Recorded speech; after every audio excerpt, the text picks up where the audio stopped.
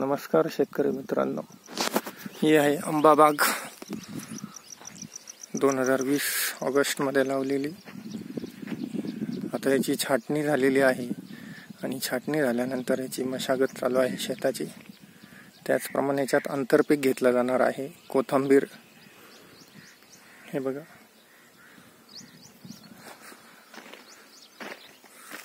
छाटणी केल्यानंतर असे नवीन कोंब आलेले आहे आणि ह्या कोंबांना पुन्हा आपण येत्या सीझनमध्ये फळ घेणार आहे आणि फळाची क्वालिटी सुद्धा चांगली असणार आहे. यावर्षी साधारणतः मी 1 एकरमध्ये लावलेल्या 220 झाडांपैकी जवळपास 110 झाडांना मी फळ घेतलं होतं. या झाडाची लवकर फळ काढणी झाली होती आणि मी एक ट्रायल बेसवरती थोडंसं लवकर छाटणी केली होती. हे बघा, परिपूर्ण कंद कोंब आलेले आहे. याच्यात तुम्ही बघू शकता, असंख्य असे 1 2 3 4 5 6 7 कोंब आलेले आहे. त्या 7 कोंबांपैकी फक्त 3 किंवा 4 कोंब याला ठेवले जाणार आहे. बाकीचे कोंब काढले जाणार आहे. म्हणजेच त्या फांदीची जाडी व्यवस्थित होणार आहे, येणारं फळ चांगलं होणार आहे. आता 4 वर्ष पूर्ण होतील ह्या झाडांना. बघा, झाडांची वाढ खूप अशी चांगली झालेली आहे. आणि जर आपण शेतामध्ये वेळच्यावेळी मशागत करत राहिलं तर झाडांना कुठलाही आजार होत नाही, झाडं जळत नाही. उत्पन्नासाठी खूप चांगलं आहे. यावर्षी 110 झाडांचं जवळपास 2.5 ते पावणे 3 लाख रुपये मी उत्पन्न घेतलेलं आहे. पूर्णपणे सेंद्रिय पद्धतीने फळ काढली, फळ पिकवली आणि बाजारामध्ये विकली. विकत असताना अनुभव असा आला की ज्याने एकदा आंबा खाल्ला आहे तो पुन्हा आंब्याची मागणी करत होता. परंतु माझ्याकडे फळाचं शॉर्टेज आल्यामुळे मी त्यांना पुढच्या वर्षीचं बुकिंग ह्याच वर्षी करून ठेवलेलं आहे. त्यांनी की अतुलनीय असा आंबा त्यांना खायला मिळालेला आहे. रेट सुद्धा चांगला मिळाला आहे. खाणाराने रेटचं आणि क्वालिटी याच्यामध्ये कुठेही तडजोड करण्याचा प्रयत्न केला नाही. फक्त क्वालिटी चांगली मिळाली पाहिजे. रेटशी कुठल्याही प्रकारचे त्यांनी बार्गनिंग केलेलं नव्हतं. अशा पद्धतीने बघा, आपण नोकरदार वर्ग असेल, शेतकरी असेल, पारंपरिक पिकांकडनं थोडंसं बाजूला होऊन जर आपण फळबाग शेतीकडे वळालं तर नक्कीच आपल्याला खूप हमखास उत्पन्न देणारं, कमी मेहनतीमध्ये. हे बघा, ह्या झाडाला सुद्धा असे नवीन कोंब आलेले दिसतील तुम्हाला. काही कोंब जुने ठेवलेले होते गरजेनुसार. आणि हमखास उत्पन्न देणारं साधन आहे.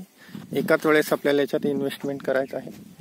कमी मजुरीमध्ये, कमी मेहनतीमध्ये चांगलं उत्पन्न देणारा आंबा बाग ही एक पर्यायी आपल्या शेतकऱ्याला निर्माण करण्यासाठी सिन्नर येथे उगले फळबाग नर्सरी नावाचं एक छोटीशी मी नर्सरी चालू केलेली आहे.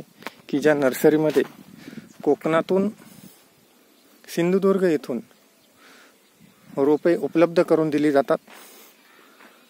तसेच काही लोकांनी नारळाची सुद्धा बाग लागवड केलेली आहे. त्यासाठी मलेशियन ग्रीन डॉर्फ या जातीचा नारळ वापरलेला आहे आणि तो सुद्धा एक 3 ते 3.5 वर्षामध्ये आपल्याला उत्पन्न देणार आहे. नारळ सुद्धा वर्षातून साधारणतः 150 ते 200 नारळ एका झाडाला येतात आणि सरासरी 20 रुपयाने जरी आपण एक नारळ विकला तरी आपल्याला एक झाड, तुम्ही कॅल्क्युलेशन करू शकता, 20 × 200. अशा पद्धतीने आपल्याला एक झाड सरासरी 2.5 ते 3 हजाराचं जरी उत्पन्न दिलं तरी एकरी 300 झाडं नारळाचे बसतात.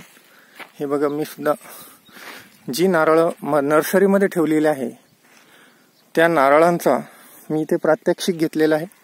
3 वर्षापूर्वी लागवड केली होती नारळाची. तुम्हाला मी आता दाखवतो. हे समोर नारळाचं झाड आहे.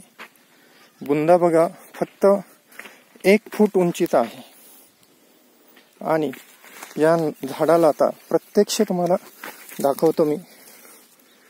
इथे तुम्हाला दिसेल बघा, आता ह्या फळधारणेला सुरुवात होत आहे इथे. हे बघा, जमिनीपासून जर अंतर बघितलं तुम्ही, एकच वित आहे, तुम्ही बघू शकता. एवढं अंतर आहे आणि इथून त्याला आता फळ सुरुवात झालेली आहे.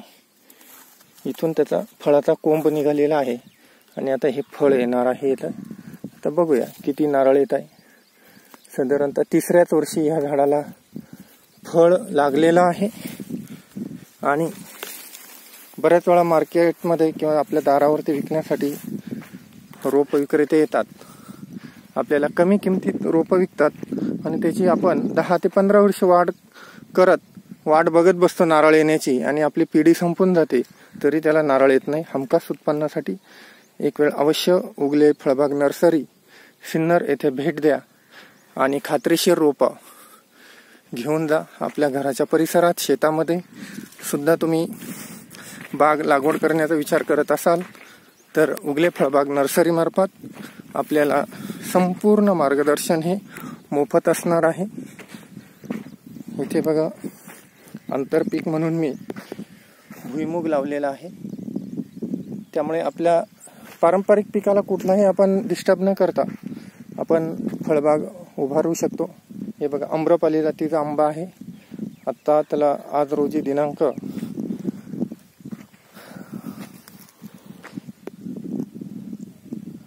9 जुलै 2024 रोजी सुद्धा इथे फळ आलेलं आहे. तुम्ही बघू शकता. म्हणजे तुम्ही हे बघा, चांगलं फळ आलेलं आहे. इकडे सुद्धा एक मोठा घोपर आहे फळांचा. झाड छोटं आहे परंतु एक ट्रायल बेसवरती आम्रपाली आंबा कसा असतो ह्याची टेस्ट घेण्यासाठी, त्याला फळ कसं येतं हे बघण्यासाठी मी इथे ह्या झाडाला फळ घेतलेलं आहे. त्याचप्रमाणे काजू, हे बघा, ह्या काजूची मी छाटणी केली होती, त्याला नवीन कोंब आलेले आहे. हे तुम्ही बघू शकता. समोर सुद्धा एक काजूचं झाड आहे. तर अशा पद्धतीने पारंपरिक शेतीतून आपण फळबाग शेतीकडे वळावं असं मी उगले फळबाग नर्सरी मार्फत आपणास आव्हान करतो.